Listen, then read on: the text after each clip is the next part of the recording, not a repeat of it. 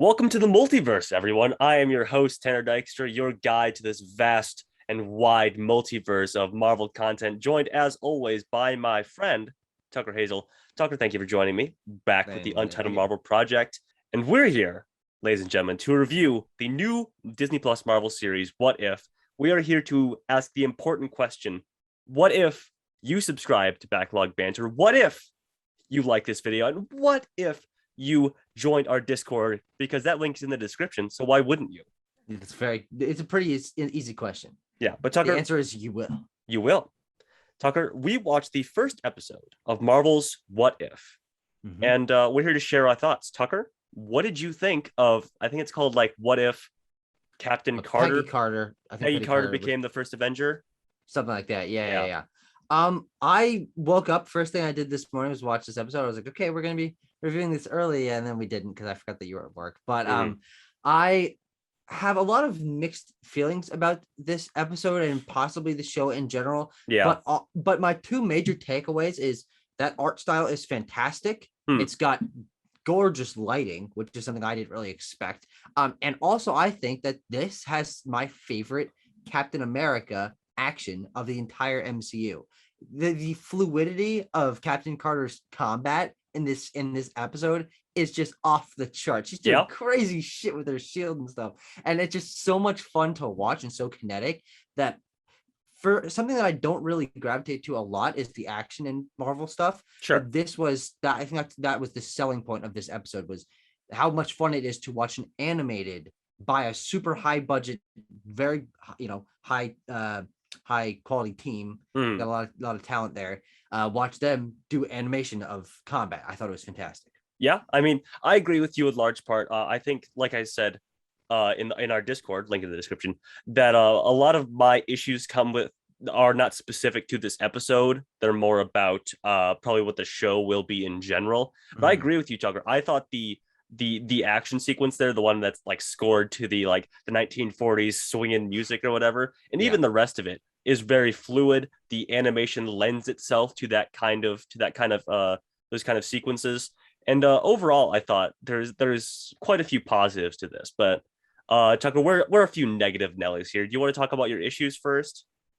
My main issue comes from the fact that a lot of this episode just felt like, hey, you remember that scene from Captain America: The First Avenger? We're gonna do it, but a little bit different this time. Yeah, And I thought that it was those sequences were, the whole thing really, yeah, were fun to see. It's an interesting thing for them to put spins on it and also see it in an animated style. But it, for the most part, just felt like they were forcing a story that didn't necessarily fit that progression. Like they were trying to hit the same story beats of the first Avenger hmm, in a world where if Peggy Carter becomes Captain America, in my mind, they just should tell an entirely different series of events for her in that universe, like a cascading, chain of reactions that cause the entire thing to play out differently, yeah. rather than just pushing her into, for the most part, similar situations that Steve Yeah. Rogers. I mean, yeah, it really only diverges at the end there, where instead of bombing a bunch of cities across the planet, the Red Skull's plan is to open a Like a portal to tentacle monster. a giant tentacle monster. But yeah, I mean, I agree with you there, Tucker. I think there is issues with them taking this 2 hour movie and jamming it into 25 minutes. There's Yeah. not a lot of breathing room there. Another issue I had, this is with the animation style, which I already said I liked. I think the faces are a bit rough. The mouth movements they're a little bit rough. They're a little bit rubbery. They're a little bit uncanny valley for me.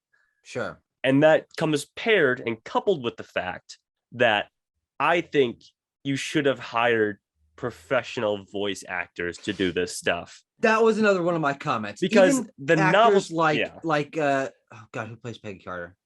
Haley Jesus Atwell, Christ. Sorry, Haley Atwell, Sebastian Stan, all these people from the first Avenger are great actors, but they need something to be doing with their bodies. And mm-hmm, there was some pretty flat, I think, especially from Sebastian Stan, who's sort of like a C tier character in this episode. yeah, But it was pretty bad. I thought Haley Atwell did pretty good, yeah. I all mean, things considered. she's probably the best of the the on screen actors.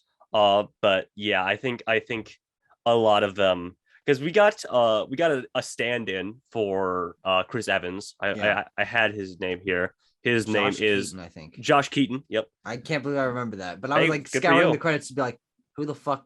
This isn't Chris Evans. Who the fuck is it? Yeah. But yeah, you just get the novelty of having the actors back is fun.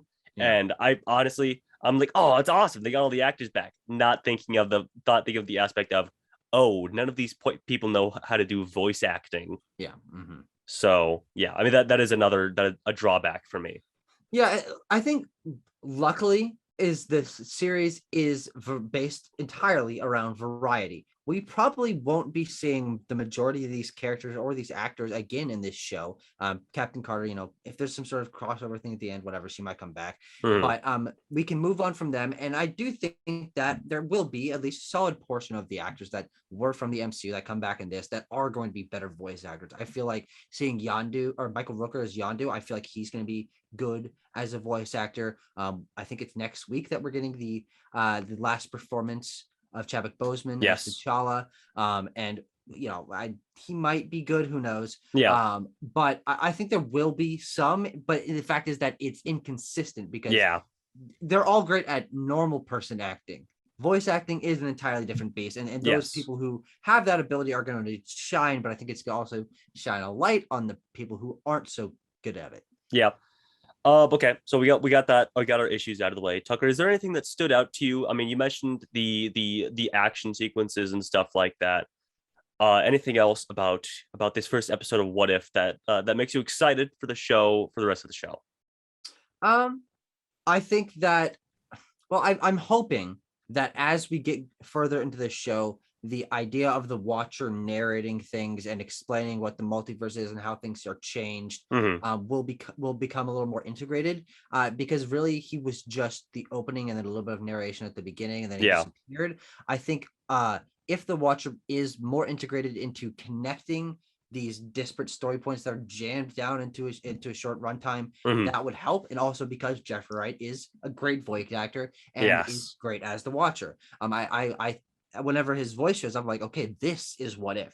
Him Yeah. explaining these animated worlds with different versions of characters, that's what the show is to me. Yeah. But when they sort of left all of that behind to just do a half retelling of First Avenger, I was Mm. like, okay, this is a little bit choppy, a little bit forced, but I'm excited to see how they continue to do this in the future and continue to build on it, because we also don't know, I don't think, the ideas between of every episode. I think we only know probably half, little maybe over half of them. Yeah. I mean that's the exciting thing. I think hopefully, like you said, Tucker, they're sort of leading the audience and leaving some breadcrumbs. That's like, you remember the plot of this movie, but what if it was a little different? Yeah. And I really hope that they start to ramp up, like, okay, here is T'Challa, and now he's in Guardians of the Galaxy. Yeah. I really hope they start to change more things and really mix and match and tell Yeah. new stories rather than just retelling the story of the movies. Yeah, and I mean, we'll be able to see soon enough.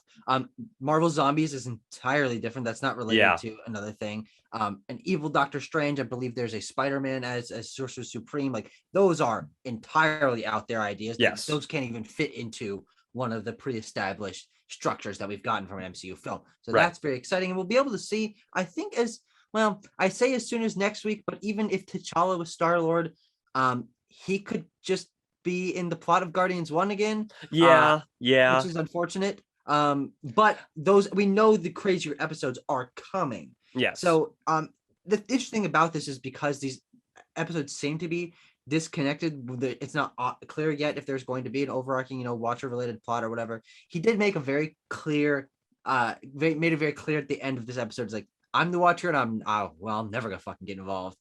Which is just not true in the comics. The Watcher gets involved occasionally.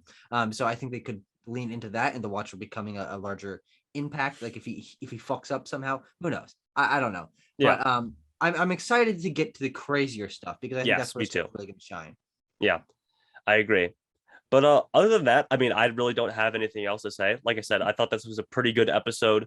There wasn't a lot of hype for me, or even like in the larger Zeitgeist. the larger zeitgeist of Marvel fans going into What If. I think this is maybe a little bit of downtime in between larger projects. It's a neat little thing, and if it Yeah. ends up being like interconnected, I know there's been rumors of us getting Carter live action. Yeah. That'd be cool, and then it will retroactively be a bigger deal. But as of right now, it's a neat little thing, which sort of plays into the fact, Tucker, if we can peel back the UMP curtain here, that we will be doing these every other week. We'll be taking next week off and then doing a mid-season sort of episode. And in between there, we'll be doing some different things. We'll be doing a comic book club where the first episode of that will be the Hawkeye Kate Bishop Volume 1 Anchor Points. Yep. We will be recording that soon. So if you have any thoughts on that, leave those in the description if you've read it already, if you want to tear through it quick. I would prefer if you left them in the comments. It would be a Yes. little bit difficult for you to leave them in the description. But Oh, did I say description? I meant yeah, the comments. They get it. They know it's up. Or you can talk to us about it in our Discord channel. Again, that link that is in the description. But yeah. And we got a comic book club channel on our Discord. true. That's true. And Tucker, if I may announce the first time here, we'll also be doing a MCU retrospective movie by movie, starting obviously where else would you start, but with Iron Man. Yep. And Abram, our good friend Abram, will be joining us on that. So thank you everyone for watching. We'll see you next time.